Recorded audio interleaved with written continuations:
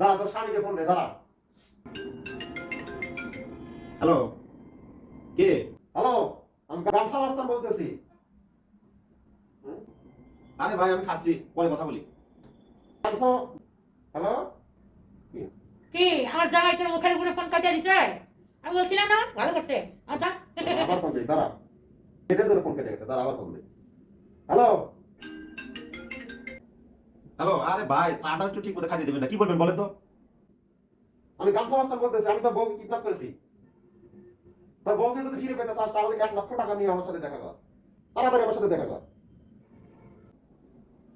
আরে ভাই, 1 লক্ষ টাকা না, আপনাকে 2 লক্ষ টাকা দিব, ওকে 2 মাস আটকে রাখেন।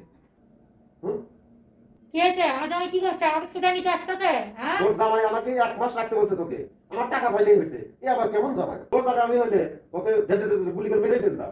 1 মাস আমি তোকে আটকে রেখে দিব, 1 মাস।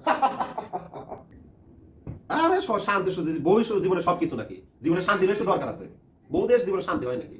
ভাবতে শান্তি লাগতেছে, একটা মাস একটু শান্তিতে থাকবো। উফ।